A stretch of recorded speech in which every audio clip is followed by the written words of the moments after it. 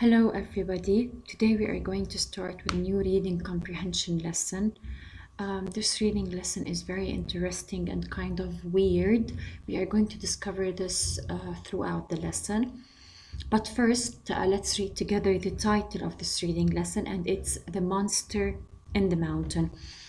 From the title, you can tell that the story is kind of scary, maybe mysterious, something which is unusual. So, this is what we are going to discover together. First of all, the objectives that we are going to cover throughout this lesson are we are going to review the keywords, the vocabulary words, introduce the new theme, identify the genre of the text, which is a new genre, practice the comprehension sheet, and identify metaphors, similes, and personifications. First of all, let's start with the lesson. The lesson is The Monster in the Mountain. Here, they might mean by a monster from the picture that we see, it seems that it's a certain natural disaster or a certain volcano or a certain thunder or something, okay, from the picture. So maybe they mean by the word monster that this is the volcano and not a real monster. So they are using the word monster to describe something else. Let's read the essential questions. How do natural forces affect Earth? Natural forces or natural disasters means like droughts, like floods, like earthquakes, like volcanoes. All of these tornadoes, all of these are natural forces or natural disasters that happen to the earth, and every one of them has its own effect on earth. These are very harmful to earth, to nature, to human beings on many different levels. So read how a scientist studies forces that cause volcanic activity at Mount Vesuvius. So in this text, we are going to read how a scientist studies the forces that cause volcanic activity, and that cause a volcano at Mount Vesuvius. So the mountain's name is Vesuvius, and this scientist is going to study how these natural forces are happening. Meet Marta Ramirez. Marta Ramirez is the scientist that is studying these forces that are causing the volcanoes at the Mount Vesuvius. And she was a very, of course, strong. She described what happened with them at the mouth of the volcano. So she called the volcano the monster. That's why she used here the subtitle, The Monster's Mouth. It means the mouth of the volcano. So I recently want to see this dynamic volcano again. I decided to climb its slope along with the dozens of curious tourists visiting that day. So they climbed this mountain. She climbed it with some of the tourists. As we walked, our shoes crunched on cinders that had been dropped there long ago. Cinders are the remains of the fire. They were dropped from the monster's mouth, from the volcano's mouth, and they were stepping on them. Okay, this is what happened when they were going to the volcano. Okay, and as you can see here, we have a picture of the Mount Vesuvius and how the forces happen in order to cause a volcano. When the monster awakens means when the volcano starts. What happened? There is a lot of documentation. It means there is a lot of documents that show how this volcano awake, or a long time ago in the past. Geologists have gathered the evidence of earlier eruptions by studying the rocks. So they were studying the rocks of this mountain, and perhaps they can know the reason why volcanoes are happening at this place. Before 1944, the most catastrophic, disastrous eruption occurred in 79 AD. A Roman writer named Pliny the Younger described it in detail in his letters. So this mountain had always had volcanoes since a very long time ago.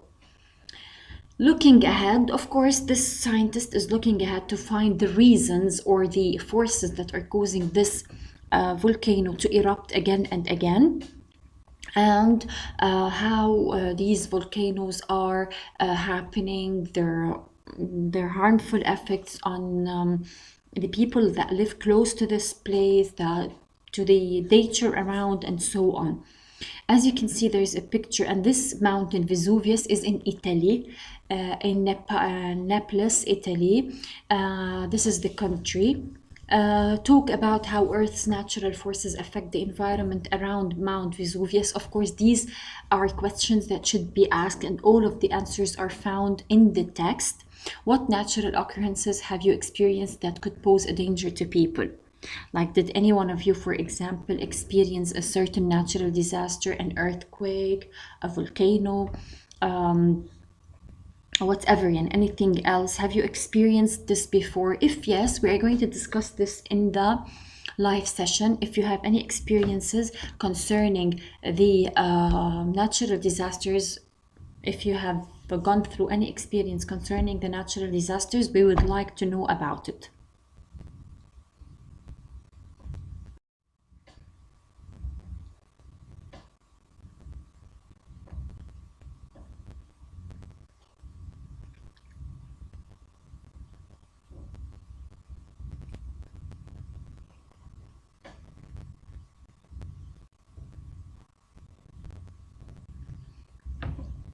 Okay, now we are going to talk about the skill of rereading. When you reread something and you read it once and again, you reread it, and read it again, this can help you understand the facts or the information about something and about the thing you are reading.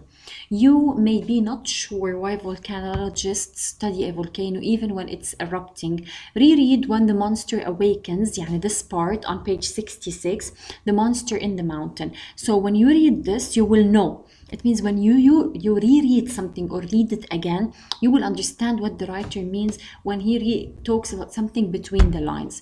I read that scientists gather historical and geological documentation about the volcano's past. From this, I can tell that learning about past eruptions help predict when it may erupt again. Okay? So, the point of this is to show you that rereading something is very important. Now we move to the genre of the text. This text is a narrative nonfiction. This text is narrating a certain story, but at the same time, he is giving facts about a certain topic. That's why this is called a narrative nonfiction. A narrative because it's telling us a story about a person who is the scientist who is trying to discover the forces that are leading to volcanoes in Mount Vesuvius. A narrative nonfiction because it's giving factual information about a topic and giving us facts and may tell one person's experience related to the topic. So the first thing that shows us that this is a narrative nonfiction is that it is giving us information about a topic. This is number one. And the second thing is that it is telling us what someone's experience related to the topic. And here they are telling us about volcanoes, and they are telling us about the scientist's experience, the scientist who is trying to discover the forces which are leading to volcanoes. The Monster in the Mountain is a scientist's memoir written with the first person pronouns I and we. A map shows the location of the Vesuvius. A model adds information about how Vesuvius formed. So all of these are features, all of these are facts, all of these are information. They are giving us, these are hints that show you that this is a narrative nonfiction.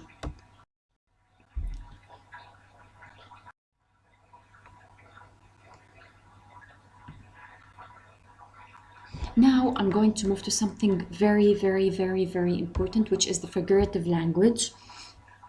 First of all, we have two kinds of language. We have something called figurative language and something called literal language. When I say literally, it means that the word functions exactly as defined.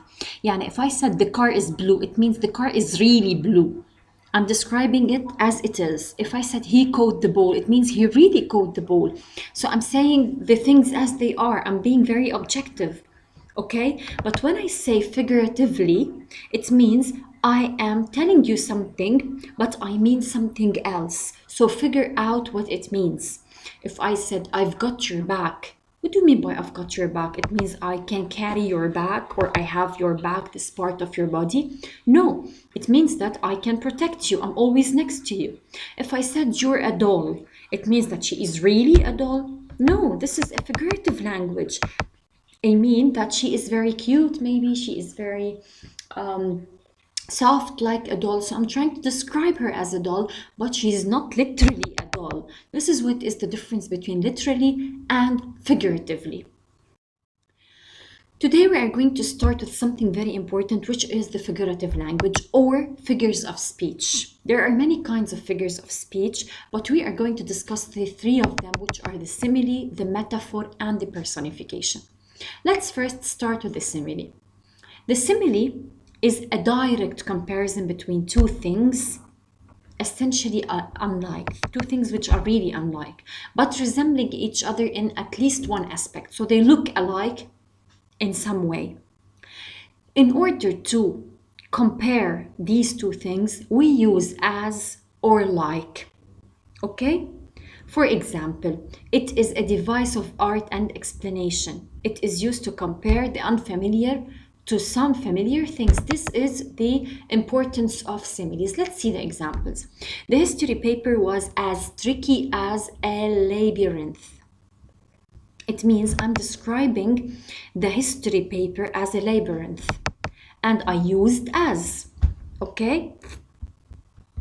So the history paper is described as a labyrinth and I used as. So as I told you, دايما in a simile, when I'm trying to compare, يعني عم نشبه شيء لشيء, when I'm trying to compare, it means I have to use as or like or as, يعني as, tricky as. At exam time, the high school student was as busy as a bee. كمان same.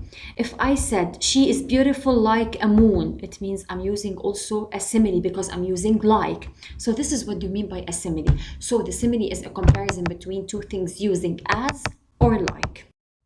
Now we move to the metaphor. The metaphor is the same as the simile, but without using as or like. For example, she is fishing in troubled water. Can I say troubled water? Does anybody knows what you mean by troubled water? No. Troubled means dirty maybe or something, but I didn't use here as or like. So I'm comparing the water to being troubled. So I'm giving it a certain adjective using, but without using as or like. He drowned in a sea of grief. I'm comparing the sea to a grief, but I didn't say he drowned in a sea like a grief. I said a sea of grief. So I didn't use as or like, but I'm comparing. So the metaphor and the simile are almost the same, but without using as or like in the metaphor. Now we move to the personification. When I say personification, as you can see here, the word has the word person. So when I say person, it means a human being.